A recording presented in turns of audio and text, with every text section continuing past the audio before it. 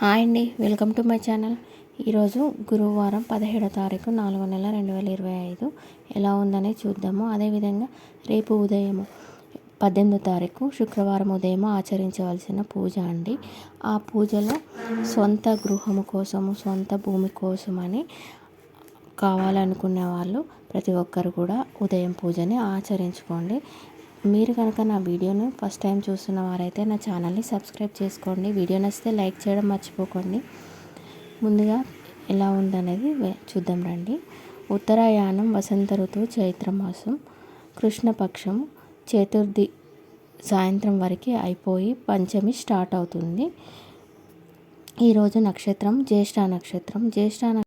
సూక్ష్మగ్రహిత జీవితాన్ని మంచి దారి చూపించగలుగుతుందంట అండి. ఈ సూక్ష్మగ్రహిత తెలిసిన వాడు మంచి దారిలో వెళ్ళాలి అని, ఇలా వెళ్తే మనకి మంచి మార్గము చూపిస్తారని చెప్తూ ఉంటారంట. ఈ జ్యోతిష్యులలో కూడా సూక్ష్మ దోషాలను చూసిన వారు మంచి మార్గంలో వెళ్ళాలి అని వారు నిర్దేశిస్తూ ఉంటారంట అండి. ఋషులు వేరు, జ్యోతిష్యులు వేరు అంట. శ్రీరాముల వారు జన్మించినప్పుడు వాళ్ళకి పుత్ర సంతానము ఉంది అని భవిష్యవాణి చెప్పారంట. జ్ఞానులు చెప్పారంట, వీళ్ళకి దివ్యమైన సంతతి కలుగుతుంది అని జ్ఞానులు చెప్పారంట. అంటే ఋషులు తెలియజేశారంట. ఆఖరికి ఒకటి మనకు వాళ్ళు కోరుకున్నారంట, వాళ్ళ తల్లిదండ్రులు యజ్ఞ హోమాలు చేస్తే మాకు పుత్ర సంతానం కలుగుతుంది అని కోరుకున్నారంట. కానీ వాళ్ళు మీరు ఇలాంటివి ఆచరించండి అని ఋషులు చెప్పారంట, కానీ వాళ్ళే ఆచరించలేదంట. వాళ్ళు వేరే వాళ్ళతోటి చేయించుకోవాలని చెప్పారంట. అలా చేస్తే మీకు పుత్ర సంతానం కలుగుతుందని చెప్పారంట. వశిష్ఠుల ఋషుల వారికి అన్నీ తెలుసు, కానీ అతను వేరే పండితుల చేత చేయించుకోవాలని చెప్పారంట. అంటే ఇప్పుడు దీనికి అర్థము, మనము అన్ని సూక్ష్మ జ్ఞానాన్ని గ్రహించిన వారే అన్ని భవిష్యత్తు గురించి అన్నిటి గురించి చెప్తూ ఉంటారు. మనందరము గుర్తుపెట్టుకోవాల్సిన విషయం ఏంటంటే, ఆచరించాలి జీవితంలో అందరికీ తెలియజేసేది ఒకటే. ఎవరైనా అది ఆచరించాలి అంటే వెళ్ళి ఆచరించండి. అంటే ఋషులు కానీ, ఏదైనా పూజారులు కానీ, పండితులు కానీ, ఇది మీరు పూజ ఆచరిస్తే మీకు లాభం జరుగుతుంది, ఇలా మీకు బాధల నుండి బయటపడతారు అని ఎవరైనా సలహా ఇచ్చినప్పుడు వెళ్ళి ఆచరించుకోండి. కానీ ఎవరైనా మీ ఇంటికి వచ్చి మేము ఇలా పూజ చేస్తాము, మేము చేస్తే మీకు అంతా మంచి జరుగుతుంది అని ఇంటికి వచ్చి చెప్పినప్పుడు మాత్రం అది నమ్మొద్దు అని చెప్పారు. జ్యోతిష్య శాస్త్రంలో మొదటి అధ్యాయంలోనే మొదటనే రచించబడింది. ఎప్పుడైతే భవిష్యత్వాణిని చెప్పినవాడు అతనే కర్త అయ్యుండి భవిష్యత్తును ఆచరించడానికి ప్రయత్నం చేయకూడదంట. అతను వాక్శుద్ధితోటి, అంటే మాటల రూపంతో చెప్పాలంట భవిష్యత్తుని. అలా చెప్పి మార్చగలుగుతారు. అలా చెప్తేనే అంటే మీకు అర్థమయ్యడానికి చెప్తున్నానండి. మనకి వాళ్ళు ఇలా పూజలు ఆచరించుకోండి, ఇలాంటి హోమాలు చేసుకోండి అని చెప్పడం వల్ల అది మనకి భవిష్యత్తులో మంచి జరుగుతుంది.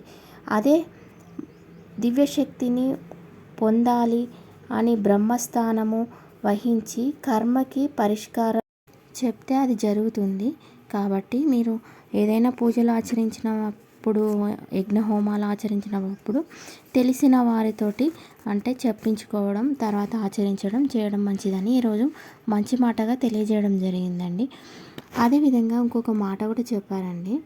జీవితంలో ఏ వ్యక్తి కానీ వ్యక్తిత్వం గురించి కానీ, వ్యక్తుల గురించి కానీ, రహస్యం గురించి కానీ, ఏదైనా దాని గురించి చెప్పాలి అనుకుంటే దాని గురించి అధ్యయనం చేసి ఉండాలి.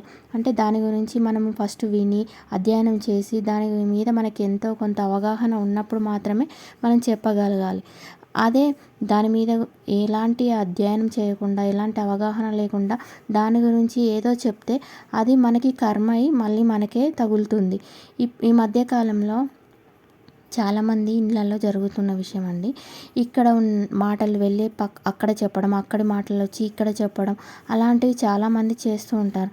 అలా చేయడం వల్ల మనకి మంచిది కాదంట అండి. వాక్శుద్ధి జరుగుతుంది. అంటే అలా మనం చేయడం వల్ల మనకి వాక్శుద్ధి జరిగి మనం చేసే పూజలు కానీ, మంత్ర జపాలు కానీ ఏవైనా ఉంటాయి కదా దేవుళ్ళకి, అవి మనకి ఏవి కూడా ఫలించవంట అండి. అంటే ఈ అటు ఇటు ఇటు అటు చెప్పే వాళ్ళకి అలా చెప్పకూడదంట ఎప్పుడు కానీ. దేవుడికి మనం 4 పువ్వులైనా పెట్టి మనం మంచి మనసుతో నిండుగా కల్మషం లేకుండా కుట్రలు కుతంత్రాలు ఇలాంటివి పెట్టుకోకుండా ఈర్ష్య గుణాలు ద్వేష గుణాలు ఏవి లేకుండా మనం పూజించామనుకో, ఒక 4 పువ్వులు పెట్టుకొని దేవుడికి మనం మొక్కుకున్నా కూడా ఆ పూజకి ప్రతిఫలం అనేది ఉంటుంది.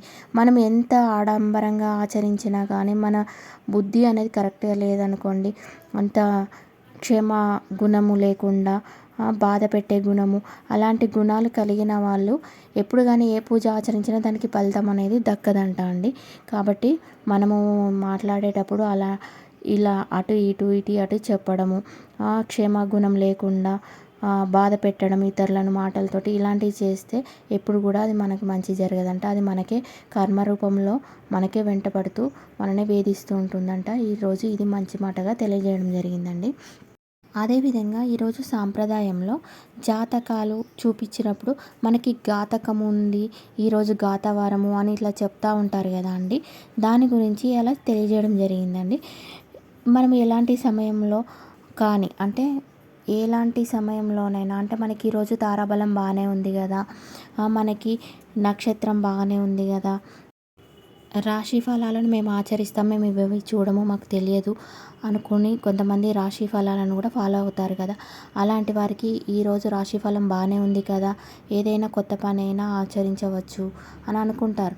కానీ మనకి ఘాతవారం అని ఉంటుంది, ఘాతవారం ఉంటుంది, ఘాత నక్షత్రం ఉంటుంది, ఘాత తారాబలం ఉంటుంది, అట్లా ఘాత మాసం అని కూడా ఉంటుందంట అండి. అలాంటివి ఉన్నప్పుడు మనం ఎలాంటి శుభకార్యాలను కూడా ఆచరించకూడదంట. అలా ఆచరించడం వల్ల మనకి ప్రయోజనాలు కలగవంట. దానివల్ల ఇంకా శుభాకృతులు ఏవి కూడా మనకు కలగవంట. భవిష్యత్తులో ఇబ్బందులు అనేవి కలుగుతాయంట. అంటే మనకి ఘాతవారం ఉన్నప్పుడు ఆ రోజు నాడు మనం నిర్ణయాలు ఏవి తీసుకోవద్దంట అండి. అలా నిర్ణయాలను తీసుకుంటే మనకు ముందు భవిష్యత్తులో పెద్ద అపాయ రూపకంగా మనకు ఎదురవుతుందంట. కాబట్టి మనం ఘాతవారము అని ఉన్నప్పుడు ఆ వారం అలా ఉన్నప్పుడు ఎలాంటి పనులు చేయకూడదు అనేది కూడా చెప్పడం జరిగిందండి. మనం నూతన వస్త్రాలు కొనుగోలు చేయొద్దంట అండి, నూతన వస్త్రాలు ధరించకూడదంట. అలాగే అక్షరాభ్యాసము అలాంటివి కానీ శుభకార్యాలు కానీ తీర్థయాత్రలు కానీ పుణ్యక్షేత్రాలు కానీ అలాంటివి మనం ఘాతవారం ఉన్నప్పుడు నిర్ణయాలు తీసుకొని మనము అవలంబించకూడదంట అండి. అలా చేయడం వల్ల అవి మళ్ళీ మనకు పెద్దగా పెను ప్రమాదమై రాబోయే కాలంలో వాటితోటి ఇబ్బందులు అనేవి కలుగుతాయంట. కాబట్టి ఘాతవారము అని ఉన్నప్పుడు దాంట్లో ఎలాంటి నిర్ణయాలు కూడా తీసుకోకూడదని ఈరోజు సాంప్రదాయంలో తెలియజేయడం జరిగిందండి. అదేవిధంగా రేపు ఉదయం శుక్రవారం రోజు ఉదయము ఆచరించవలసిన పూజ అండి 18వ తారీఖు. రేపు లక్ష్మీదేవి ముందు ఆవు పెండ తీసుకొచ్చి పెట్టాలంట అండి. చిన్న చిన్న ముద్దల్లాగా పెట్టేసి దాని మీద మట్టి ప్రమిదలు పెట్టాలంట. పెట్టి దాంట్లో నెయ్యి పోసి దీపారాధన చేసి లక్ష్మీనారాయణుల స్తోత్రము కానీ కనకదార స్తోత్రము కానీ పారాయణం చేయాలంట. ఇలా చేయడం వల్ల లక్ష్మీనారాయణుల యోగం అనేది కలుగుతుందంట. అదేవిధంగా ఆర్థిక ఇబ్బందులు తొలగిపోయి ఆర్థిక అభివృద్ధి కూడా కలుగుతుందంట. అప్పుల బాధల నుండి కూడా తగ్గుతాయంట.